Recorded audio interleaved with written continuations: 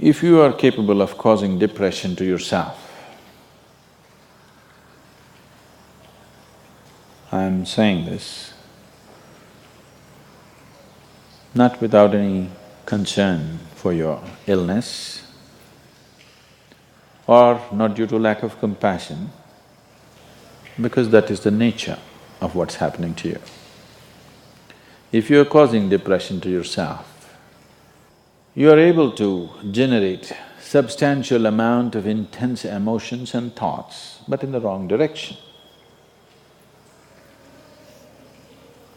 If you don't have very strong emotions, very intense thoughts about something, you cannot get depressed. It is just that you are generating thoughts and emotion which work against you, not for you. So you are strong enough to cause depression to yourself because for you to cause a mental illness for yourself, unless you're pathologically ill, which is just a small number of people, rest are all self-created. Most of them are self-created. A few are pathologically ill, they cannot help it. It just comes from within because of genetic and other factors. Almost everybody here,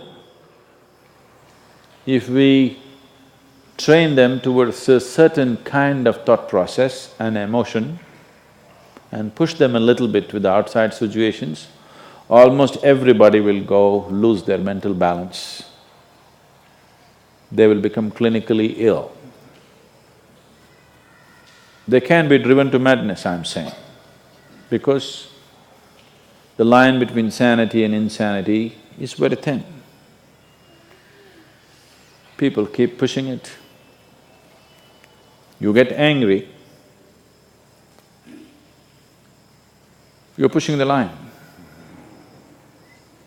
It's a thin line. In fact, when you get angry, you know you're pushing the line. That's why the expression, I was mad at somebody. You're not mad at somebody, you're just going mad. You cannot be mad at somebody. You're just pushing your sanity, the boundaries of sanity, and moving into insanity for a certain period of time and coming back. You do one thing every day, you try this, 10 minutes a day.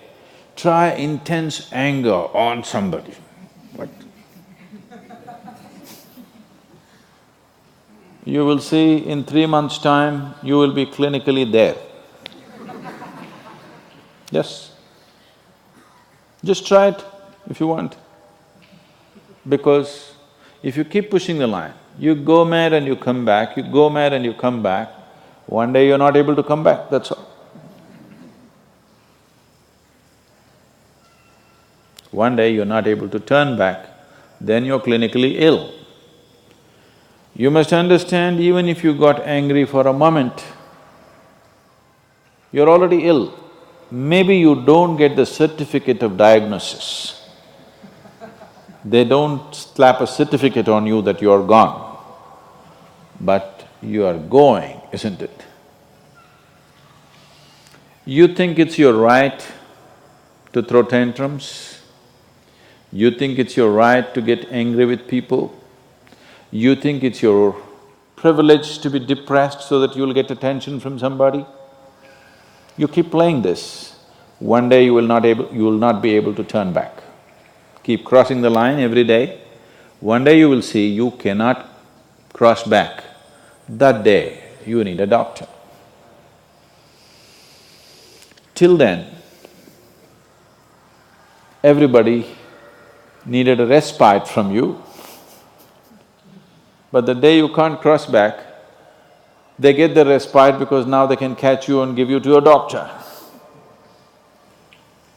Otherwise, you're temporarily going mad every day, many times a day.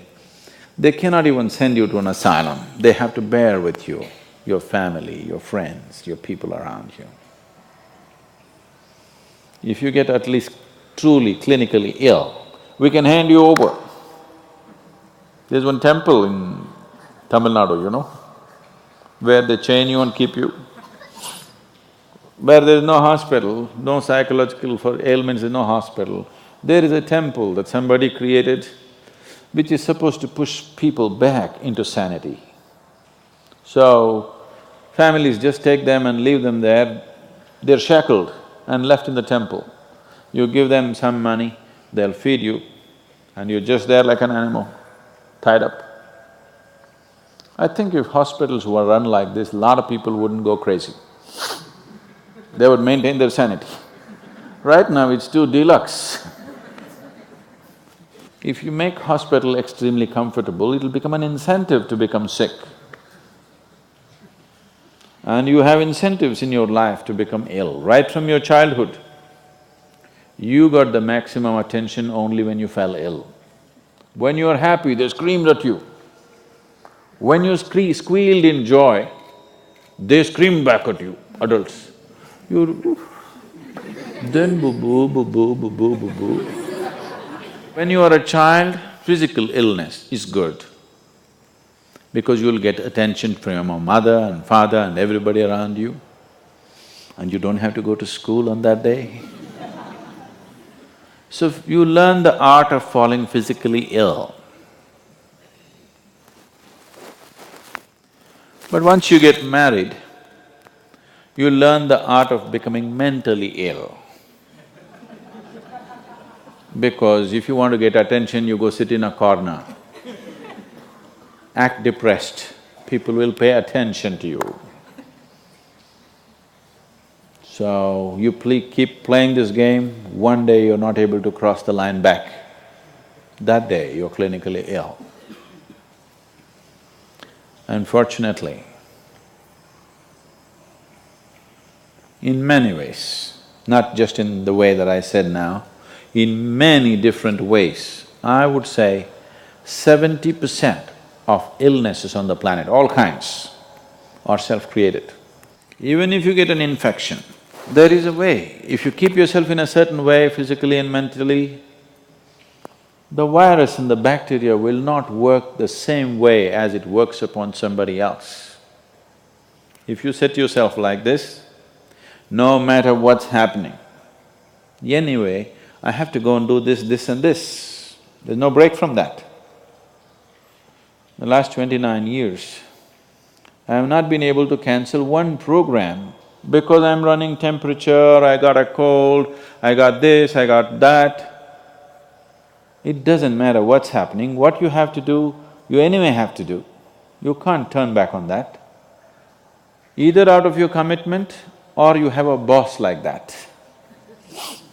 One way or the other, if it happens, then you will see, you will not at all fall sick so often. Because if you have temperature, you still have to go. If it's summer, you still go, right? Now, a lot of people don't go. It's a little hot outside, they don't go and work. Little cold outside, they don't go and work. A little raining, they won't go and work. A snowflake, they will not go and work. This is just weather. So for every change in weather, if you have the comfort of covering yourself in a blanket and lying down, once you create that, your body will learn to fall sick as often as possible.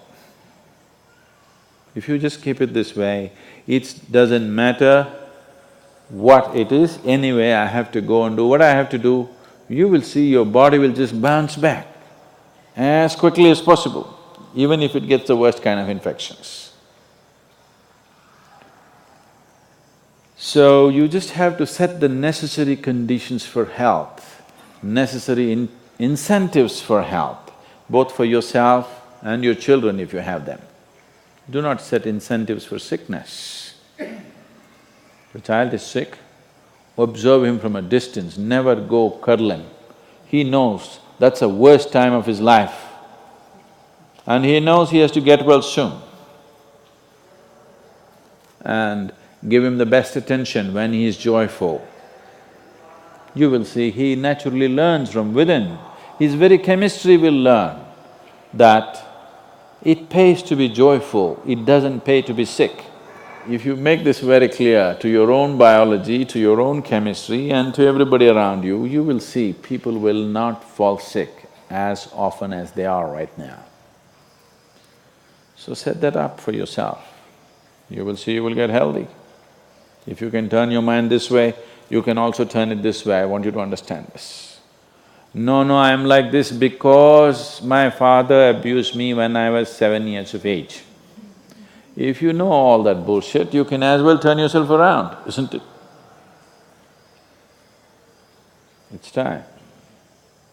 You must understand, mentally, physiologically, chemically, energy-wise, you must clearly understand it doesn't pay to be sick, unhappy, depressed. It doesn't pay.